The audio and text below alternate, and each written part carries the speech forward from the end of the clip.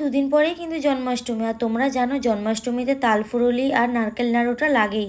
তো আমি মা আজকে ঠিক করলাম যে তাল বাগানে তাল কুড়োতে যাব, আর মায়ের যে বান্ধবী আছে উনিও আজকে আমাদের সাথেই যাচ্ছে। সকাল থেকে আকাশটা পরিষ্কার আছে, কিন্তু বিকেলের দিকে শিওর বৃষ্টি হবেই, তাই ভাবলাম যে এই দুপুরবেলাতেই যাই তাল কুড়োতে, আর রাস্তা একদম ফাঁকাই থাকে। রাস্তায় যেতে যেতে এই কচু পাতার মতো গাছটা দেখলাম, তো তোমরা এই গাছটাকে যদি চিনে থাকো তাহলে অবশ্যই আমাকে কমেন্ট করে জানিও, আমার কিন্তু জানা নেই। আর দেখো পাতার উপরে কত সুন্দর করে রং করা আছে। রাস্তার পাশেই ডোঙাটি রাখা ছিল, তো মা ভাবলো যে ডোঙাটার উপরে উঠে কয়েকটা শাপলা তুলবে, আর ডোঙায় এতটা জল যে মা ওখানে দাঁড়াতেই পারলো না।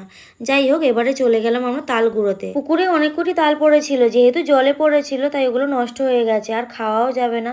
তো আমরা অন্যদিকে তাল কুড়োতে গিয়েছিলাম, তো যেতে যেতে দেখলাম যে মেঘ করে এসেছে, বৃষ্টিও আসবে এক্ষুনি, তাই আমরা বেশি দেরি না করে বাড়ির দিকে চলে আসলাম। আর তোমাদের যদি ভিডিওটি ভালো লেগে থাকে তাহলে চ্যানেলটিকে সাবস্ক্রাইব করে দাও আর কমেন্টে জানাও কেমন লাগলো।